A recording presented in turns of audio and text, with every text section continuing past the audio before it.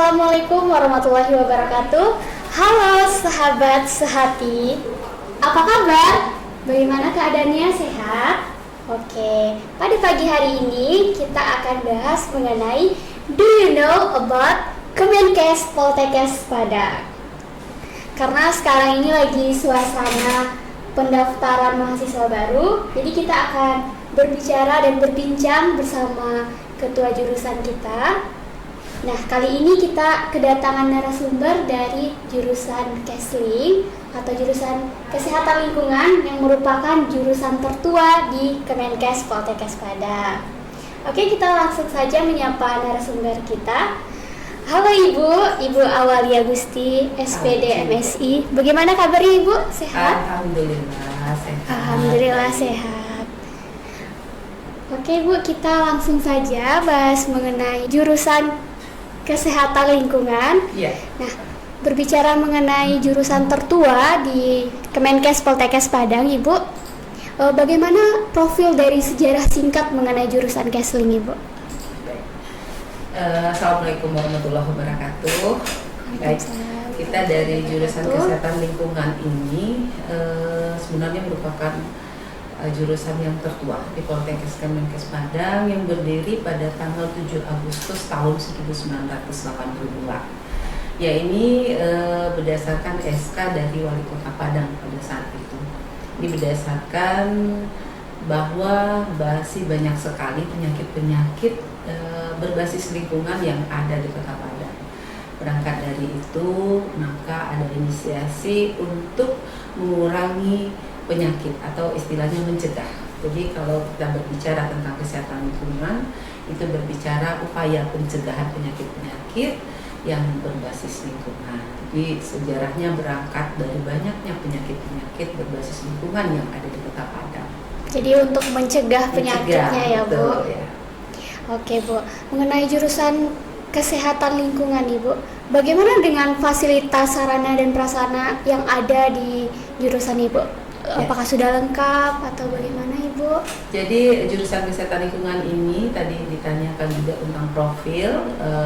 Jadi sudah berdiri sejak tahun 1982 itu dengan 2 program studi. Ya. Oh, langsung dengan 2 program studi. Bukan langsung. Sejak 82 itu sampai tahun 2002 baru berdiri sarjana terapan. Ini ada 2 program studi D3 dan program studi sarjana terapan sanitasi lingkungan. Kedua program studi ini mendidik mahasiswa dengan kompetensi tentang kesehatan lingkungan tentunya. Nah, tadi kalau mengenai sarana dan prasarana sesuai dengan tuntutan kompetensi, alhamdulillah sudah memenuhi persyaratan. Artinya untuk sarana alat bantu mengajar baik di labor, kita kan praktek mereka ada di labor dan ada di workshop, dan perkuliahan teori alhamdulillah sudah terpenuhi ya. Jadi rasio alat dengan berbanding dengan mahasiswa itu insya Allah sudah sesuai dengan standar BBM-nya sendiri. Jadi untuk sarana prasarana baik pembelajaran, baik kegiatan-kegiatan ekstrakurikuler yang diperuntukkan untuk kegiatan mahasiswa itu sudah dapat terpenuhi, baik seperti kegiatan-kegiatan olahraga, kegiatan kesenian dan kegiatan lainnya. Berarti sudah mensupport sekali ya Ibu? Iya, sudah mahasiswanya. Kalau fasilitasnya udah oke, terus materi perkuliahannya bagaimana Ibu? Apa materi yang diajarkan? Gitu. Sesuai dengan kompetensi dan capaian pembelajaran, maka mata kuliah yang diajarkan baik di D3 ataupun di sarjana terapan, kita tahu tadi seperti Ibu sampaikan, jurusan kesehatan lingkungan ini upaya preventif ya, memberi kompetensi kepada anak didik kita atau tenaga sanitasi lingkungan supaya mereka bisa bekerja di lapangan itu mencegah penyakit berbasis lingkungan. Nah, kalau berbicara tentang lingkungan, ada media-media yang menjadi sasaran. Kita tahu seperti ada udara, jadi ada air, ada sampah, ada tanah, ada limbah, ada makanan dan minuman.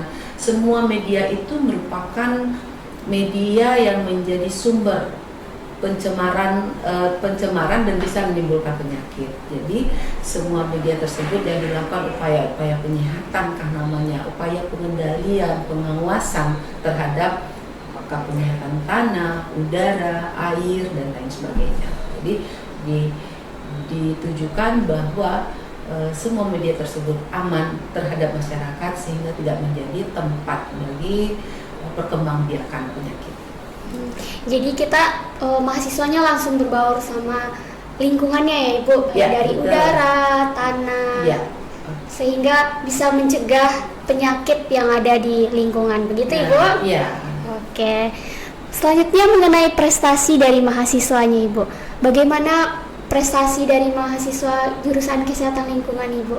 Ya, alhamdulillah dengan adanya bimbingan dari kemahasiswaan dari Poltekkes Kemenkes Padang disupport oleh Ibu Wali 3 bagian kemahasiswaan, maka mahasiswa kita seperti kita ketahui jalur untuk masuk ke Poltekkes ini kan bukan hanya jalur melalui tes gitu, tapi ada juga jalur yang namanya penelusuran dengan minat dan bakat. Jadi mahasiswa kita sebenarnya juga disaring ada yang memiliki minat dan bakat. Nah, ketika mereka kuliah di Poltekkes Kemenkes Padang, mahasiswa yang memiliki bakat dan minat itu dikembangkan. Nah, pengembangan tersebut bisa terlihat dengan prestasi-prestasi yang mereka miliki. Mahasiswa jurusan kesehatan lingkungan juga sering mengikuti kegiatan-kegiatan pertandingan-pertandingan baik di tingkat antar jurusan di Poltekkes Kemenkes Padang pada kegiatan Diasnatalis atau kegiatan-kegiatan yang dilaksanakan antar jurusan kesehatan lingkungan se-Indonesia. Bahkan kita juga mengirimkan mahasiswa kita untuk mengikuti pertandingan-pertandingan yang bukan hanya tingkat nasional tapi juga tingkat internasional seperti lomba-lomba podcast dan lain-lain, olahraga, kesenian, dan ini juga dicapai oleh mahasiswa jurusan kesehatan lingkungan. Seperti akhir-akhir ini beberapa bulan yang lalu mereka mengikuti pertandingan ke Palembang. Alhamdulillah mereka bisa ikut dalam kejuaraan itu dan mendapatkan penghargaan atau memenangkan kejuaraan yang dilaksanakan di sana. Alhamdulillah ya Ibu. Iya. Jadi sahabat sehati, prestasi dari jurusan Kesling ini bukan hanya sekedar di dalam jurusan saja, tapi juga sudah ke tahap nasional bahkan internasional ya Bu ya. Alhamdulillah. Nah, terkait prestasi mahasiswa ini Bu, pasti tidak lepas dari bimbingan dari para dosen yang mengajar Ibu. Ya. Lalu bagaimana profil tenaga dosen yang mengajar di jurusan Kesling itu sendiri Ibu? Ya, sesuai dengan standar dikti bahwa sebuah universitas perguruan tinggi, dosen-dosen yang mengajar itu minimal memiliki pendidikan S2. Alhamdulillah sebanyak 22 orang dosen kita sudah memenuhi standar itu. Kemudian juga memiliki sertifikat dosen atau serdos. Hanya 2 orang karena yang belum memiliki sertifikat dosen karena memang baru diangkat beberapa bulan yang lalu. Dan dari 22 orang itu ada 6 orang kita sudah meraih gelar doktor. Jadi 6 orang tenaga pengajar kita sudah bergelar doktor. Ya. Nah, mengenai biasanya sahabat-sahabat sejati ini agak ragu nih Bu mengenai peluang kerja. Nanti kalau udah lulus dari jurusan kesehatan lingkungan mau jadi apa? Katanya harus kerja di mana? Terus bagaimana nih Bu peluang kerja dari jurusan Kesling itu sendiri Bu? Ya, jurusan kesehatan lingkungan itu kita kenal tadi kan bahwa mata kuliah mereka multidisiplin.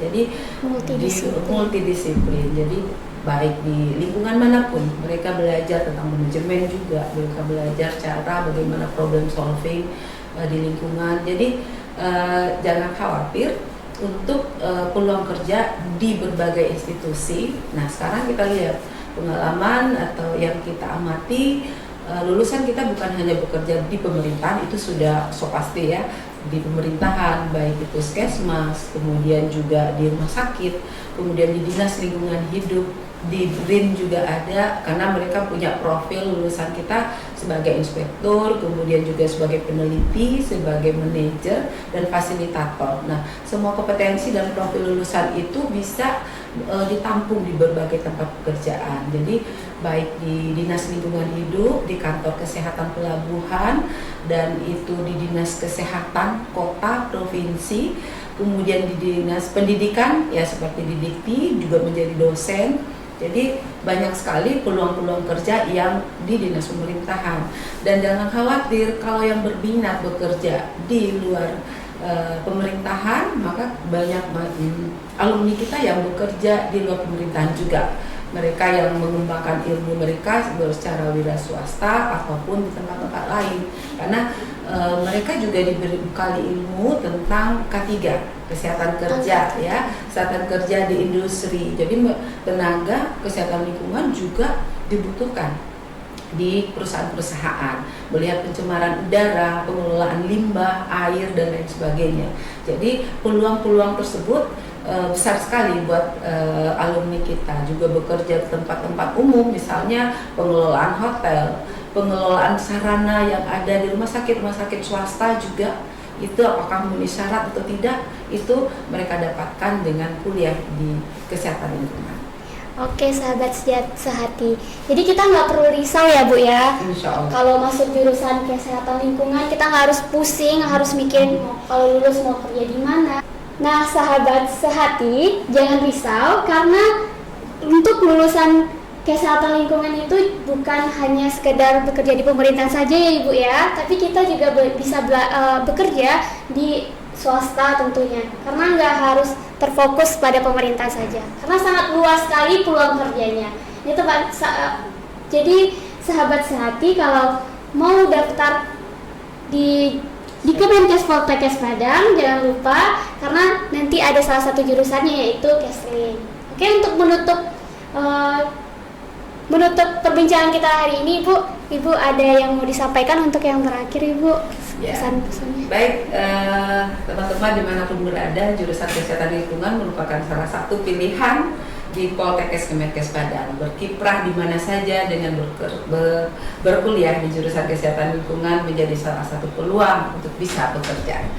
Oke, sampai ketemu lagi dengan semangat Kesling yo, Kesling yo, Kesling yo. Kita ulangi lagi ya Bu jargonnya ya Bu. Ya. Bagaimana Bu Kesling yo Bu? Ya. Kesling yo, Kesling yo, Kesling yo. See you next time guys. Bye bye.